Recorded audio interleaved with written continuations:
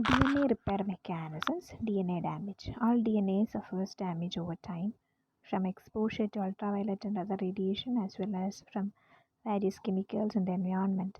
Even chemical reactions naturally occurring within cells can give rise to compounds that can damage DNA. As you already know, even minor changes in DNA sequence, such as point mutations, can sometimes have far reaching consequences. Likewise, unrepaired damage caused by radiation, environmental chemicals, or even normal cellular chemistry can interfere with the accurate transmission of information in DNA. Maintaining the integrity of cells blueprint is of vital importance, and this is reflected in the numerous mechanisms that exist to repair mistakes and damage in DNA. Chromosome breaks, single and double strand second damage to DNA. Post replicative mismatch repair. We earlier discussed proofreading by DNA polymerase during replication. While proofreading significantly reduces the error rate, not all mistakes are fixed on the fly by DNA polymerases. What mechanisms exist to correct the replication errors that are missed by the proofreading function of DNA polymerase? Errors that slip by proofreading during replication can be corrected by a mechanism called mismatch repair.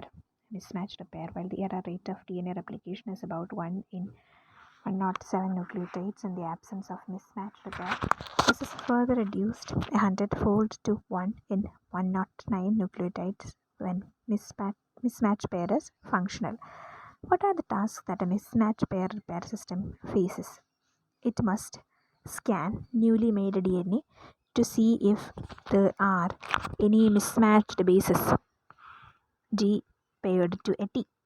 Scan newly made DNA to see if there are any mispaired bases. Identify and remove the region of the mismatch. Correctly fill in the gap created by the excision of the mismatched region. Then a distinguishing stance. Importantly, the mismatch repair system must have a means to distinguish the newly made DNA strand from the template strand if replication errors are to be fixed correctly.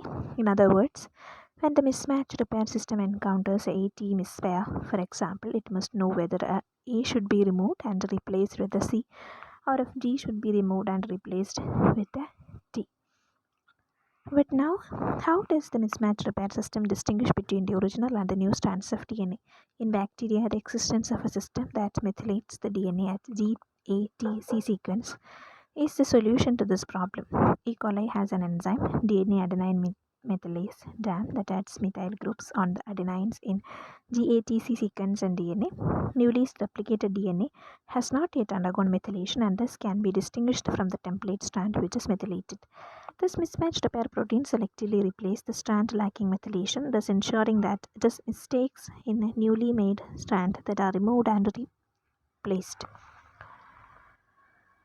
Because methylation is the criterion that enables the mismatch repair systems to choose a strand that is repaired, the bacterial mismatch repair system is described as being methyl directed.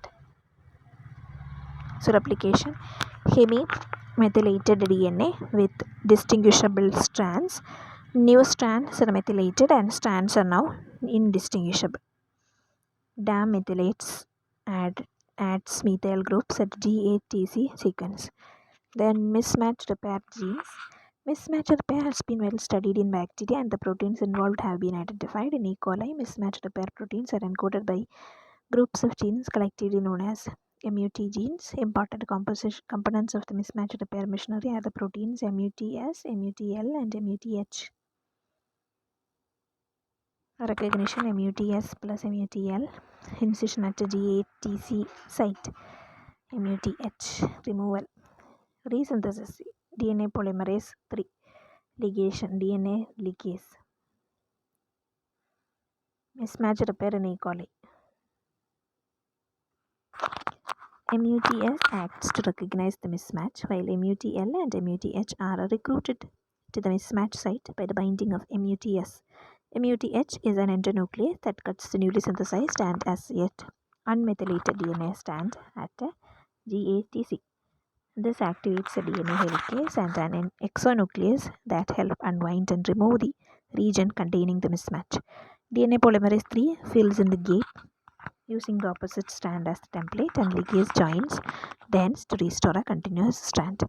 Eukaryotes also have a mismatch repair system that repairs not only single base mismatches but also insertions and deletions. Homologous to the E. coli, MUTS and MUTL have been identified in other organisms, including humans. HMSH1 and HMSH2 human MUTS homolog 1 and 2 are homologous to MUTS, while the HMLH1 is homologous to MUTL. These, together with additional proteins, carry out mismatch repair in eukaryotic cells. DNA methylation is not used by eukaryotic cells as a way to distinguish the new strand from the template, and it is yet not completely understood how the mismatch repair system in eukaryotes knows which strand to repair. There is evidence that newly made DNA may be recognized by the fact that it is nicked or discontinuous. This suggests that discontinuity resulting from Okazaki fragments that have not yet been joined together may permit the new strand to be distinguished from the old continuous template strand. Then pairing damage to DNA. In the preceding section, we looked at mistakes made when DNA is copied, where the wrong base is inserted during synthesis of new strand. But even DNA that is not being replicated can get damaged or mutated. The sorts of damage are not associated with DNA replication, rather they can occur at any time. What causes damage to DNA? Some major causes of DNA damage are radiation, the UV rays in sunlight, and the tanning booths or ionizing radiation, exposure to damaging chemicals such as nitrosamines or polycyclic aromatic hydrocarbons in the environment. So chemical reactions within the cell, such as the deamination of cytosine to give uracil or the methylation of guanine to produce methylguanine. This means the DNA in your cells is vulnerable to damage simply from normal sorts of actions such as walking outdoors, being in traffic, or from the chemical transformations occurring in every cell as part of its everyday activities. Naturally, the damage is much worse in situations where exposure to radiation or damaging chemicals is greater, such as when people use tanning beds or smoke regularly. Then types of damage. What kinds of damage do these agents cause? Radiation can cause different kinds of damage to DNA. Sometimes, as with much of the damage done by UV rays, two adjacent pyrimidine bases in the DNA will be cross-linked to form cyclobutane pyrimidine dimers or CPDs. Note that these are two neighboring pyrimidine bases on the same strand of DNA. UV exposure can also lead to the formation of another type of lesion known as a 6,4 photoproduct or 6,4-pp. Ionizing radiation can cause breaks in the DNA backbone in one or both strands. So sugar, possible chemical structures of pyrimidine dimer, 6,4-pp left and CPD right. Molecules like benzopyrene found in automobile exhaust can attach themselves to bases, forming bulky DNA adducts in which large chemical groups are linked to bases in the DNA. Damage like pyrimidine dimers, 4-pp's or chemical adducts can physically distort the DNA helix, causing DNA and RNA polymerase to stall where they attempt to copy those regions of DNA. Sugar phosphate backbone, thymine bases, UV light, covalent bonds, and thymine dimer. Thymine dimers distort the DNA helix. Chemical reactions occurring within cells can cause cytosines in DNA to be deaminated to uracil. Other sorts of damage in this category include the formation of oxidized bases like 8-oxoguanine or alkylated bases like O6-methylguanine. These do not actually damage the physical structure of a DNA helix, but they can cause problems because uracil and 8-oxoguanine pair with different bases with the original cytosine or guanosine, leading to mutations on the next round of replication. 6-methylguanine similarly can form base pairs with thymine instead of cytosine. Then removing damage. Cells have several ways to remove the sorts of damage described above. The first of these are described as direct reversal. Many organisms, though unfortunately for us, not humans, can repair UV damages like CPDs and 6,4-pp's because they possess enzymes called photolyases. Photo means light, lyase means breakdown or enzyme. Photolyases work through a process called photoreactivation and use blue light energy to catalyze a photochemical reaction that breaks the aberrant bonds in the damaged DNA and return the DNA to its original state. DNA is there, UV light, thymine, photolysis, then visible light, direct repair of thymine dimers by photolysis, then suicide enzyme. 6-methyl guanine in DNA can also be removed by direct reversal with the help of the enzyme 6-methyl guanine methyl transferase. This is a very useful enzyme that removes the methyl group from the guanine and transfers it into a cytosine residue in the enzyme. The addition of the methyl group to the cytosine renders the enzyme non-functional. As you know, most enzymes are catalysts that remain unchanged over the course of the reaction, permitting a single enzyme molecule to be repeatedly catalyzed of reaction.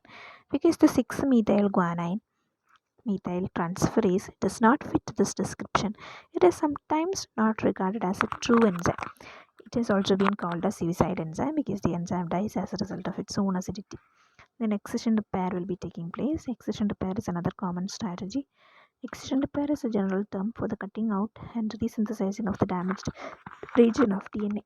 There are several different kinds of excision repair, but they all involve excising the portion of DNA that is damaged, followed by repair synthesis using the other strand as template, and finally ligation to restore continuity to the repaired strand. So let's possess several different kinds of excision repair, each geared to specific kinds of DNA damage. Between them, this repair system deal with the wide variety of insults of the genome. Nucleotide excision repair, recognition, incision removal, resynthesis, and ligation. Nucleotide excision repair. Nucleotide excision repair, or NER, fixes damages such as the formation of chemical adducts as well as UV damage. Both chemical adducts and the formation of CPDs or 6,4 photoproducts can cause significant distortion of the DNA helix.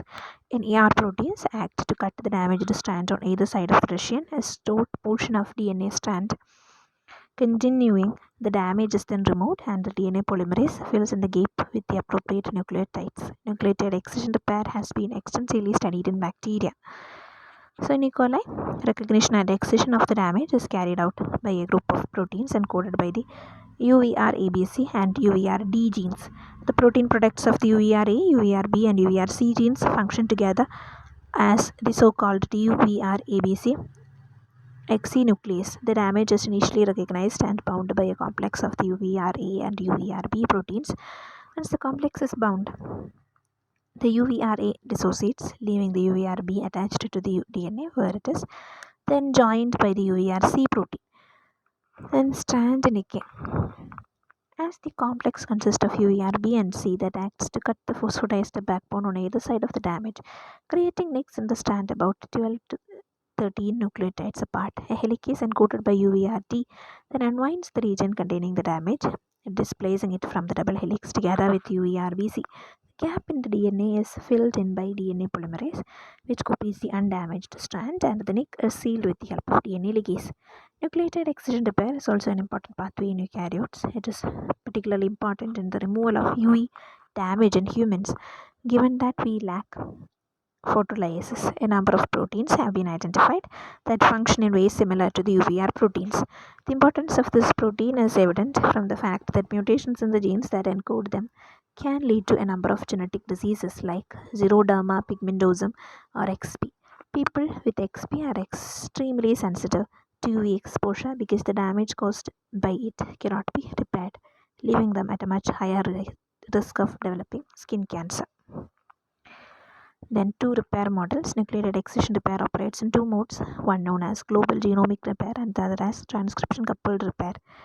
While the function of both is to remove helix destabilized damage like cyclobutane, pyridine dimers or chemical adducts, the way in which the lesions are detected refers to repair models. The global genomic repair damage is identified by surveillance of the entire genome for helix distorting lesions. In the case of transcription coupled repair, the starting of the RNA polymerase at a site of DNA damage is the indicator that activates this mode of nucleotide excision repair. Then base excision repair or BER is a repair mechanism that deals with situations like a deamination of cytosine to uracil or the methylation of a purine base. These changes do not typically distort the function structure of the DNA helix, unlike chemical adducts or UV damage.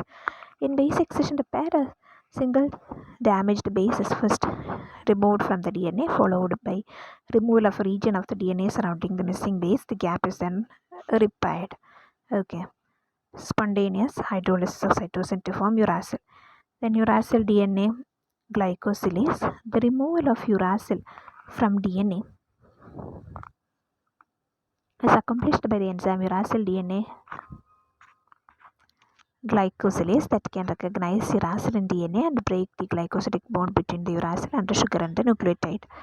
The removal of a base leaves a gap called a pyrimidinic site, AP site, because in this case uracil pyrimidine was removed. It is important to remember that at this point the backbone of the DNA is still intact, and the removal of a single base simply creates a gap like a tooth that has been knocked out. The formation of the AP site triggers the activity of an enzyme known as the AP endonuclease that cuts the DNA backbone 5' to the AP site. In the remaining steps, a DNA polymerase binds to the nick, then using it, exonuclease and polymerase activities replaces the sequence in this region. Depending on the situation, a single nucleotide may be replaced, short patch BER, or a stretch of several nucleotides may be removed and replaced, long patch BER. Finally, as always, DNA ligase acts to seal the nick in the DNA. Then repair of double-stranded breaks.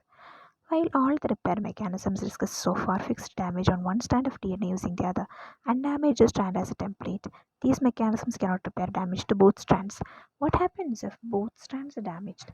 Ionizing radiation exposure to certain chemicals or reactive oxygen species generated in a cell can lead to double-stranded breaks or DSBs in DNA.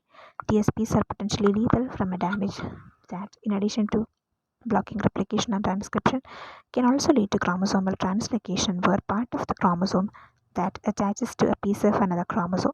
Two different cellular mechanisms exist that help repair DSBs: homologous chromosome recombination and non-homologous end joining.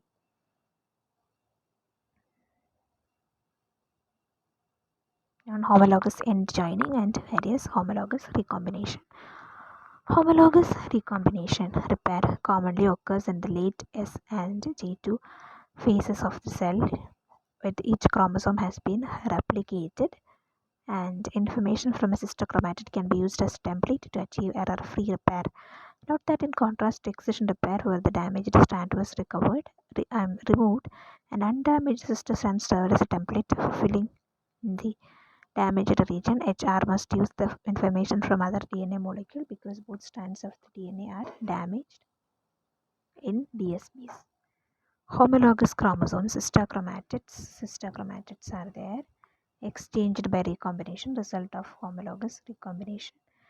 Then nuclease action. Detection of the double strand break triggers nuclease activity that chews back one strand on each end of break. This results in the production of a single-stranded 3' overhangs on each end. The single-stranded ends are bound by several proteins, creating a nucleoprotein filament that can then search for homologous matching sequences on a cystochromatid. When such sequences are found, the nucleoprotein filament invades the undamaged cystochromatid, forming a crossover. This creates heteroduplexes made up of DNA strands from different chromatids. Strand inversion, extending the heteroduplex away from the original site of the crossover. In E. coli, branch migration depends on the activity of two proteins, RUVA and RUVB. The resulting recombination intermediate can be resolved with the help of RUVC to give complete error-free strands.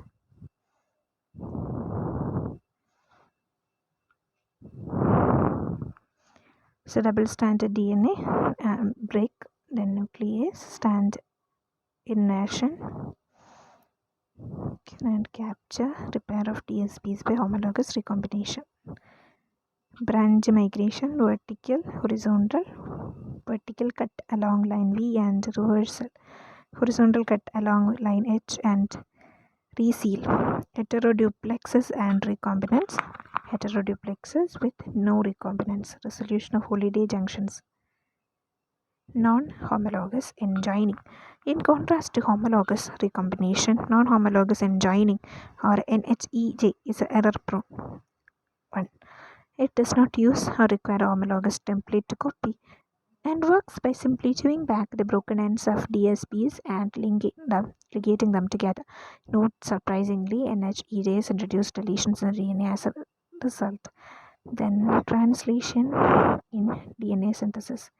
As we have seen, cells have a variety of mechanisms to help safeguard the integrity of the information in DNA. One method of last resort is translation DNA synthesis, also known as bypass synthesis. Translation synthesis occurs when a DNA polymerase encounters DNA damage on the template strand, but instead of stalling or skipping past the damage, replication switches to an error prone mode, ignoring the template and incorporating random nucleotides into the new strand. In E. coli, translation synthesis is dependent on the activities of protein encoded by the UMUC and UMUD genes under the appropriate conditions. CSOS response below. UMUC and UMUD are activated to begin bypass synthesis. Being error prone, translation synthesis gives rise to many mutations. The SOS response, named for standard SOS distress signal, the term SOS repair refers to a cellular response to DNA UV damage. When bacterial cells suffer extensive damage to their DNA as a result of UV exposure, they turn on the coordinated expression of a large number of genes that are necessary for DNA repair. This include the UVR genes needed for nucleotide excision repair and RUC-A, which is involved in homologous recombination. In addition to these mechanisms, which can carry out error-free repair, the SOS response can also induce the expression of translation of polymerase encoded by the DNA, DIN-A, DIN-B, and UMUCD genes. However, all these genes induced in a coordinated way following UV damage, all of the genes induced in the SOS response are regulated by two components. The first is the presence of the short DNA sequence upstream of their coding region called the SOS box. The second is a protein, the LEX-A repressor, that binds to the SOS box and prevents transcription of the downstream genes. Expression of the genes requires the removal of LEX-A from its binding site. And how is it achieved? Could see this figure. Inactive RNA products, genotoxic compound, damaged DNA single strand binding SSB protein bind to damaged DNA, activated REC-A proteins bind around single strand DNA, activated protein at repressor of the SOS function, induction of transcription of SOS function, and exposure to radiation results in DNA breaks. The presence of single-stranded region triggers the activation and binding of REC-A proteins to the single-stranded region, creating a nucleoprotein filament. The interaction of REC-A with the LEX-A repressor leads to autocleavage of the repressor, allowing the downstream gene to be expressed. The genes controlled by the LEX-A repressor, as mentioned earlier, encode proteins that are necessary for accurate DNA repair as well as error-prone translation synthesis. The various genes involved in DNA repair are induced in a specific order. In the initial stages, the repair genes that are depressed are for nucleotide excision repair, followed by homologous recombination, both error-free mechanisms for repair. If the damage is too extensive to be repaired by these systems, error-prone repair mechanisms may be brought into play as a last resort. SOS response and antibiotic resistance. The increased mutation rate in the SOS response may play a role in acquisition of antibiotic resistance in bacteria. An example is the development of resistance to topoisomerase spicins like the fluoroquinolone family of drugs. Fluoroquinolones inhibit the activity of topoisomerase to relegate the ends of their substrates after nicking them to allow overwound DNA to relax. This results in the accumulation of strand breaks that can trigger the SOS response. As a consequence of error-prone DNA synthesis by low-fidelity polymerase during the SOS response, there is an increase in the number of mutations. While some mutations may be lethal to the bacteria, others can contribute to the rapid development of drug resistance in the population. DNA breakage due to topoisomerase spicing, REC-BCD, then strand inversion, resolution, low fidelity polymerase, DNA synthesis, error resistance to topoisomerase spicing. proposed mechanism of evolved bacterial antibiotic resistance. How is it? DNA breakage due to topoisomerase poisoning, REC-BCD, REC-BCD, REC-A strand inversion, SOS induction, resolution low fidelity polymerase, DNA synthesis error, resistance to the topoisomerase poison.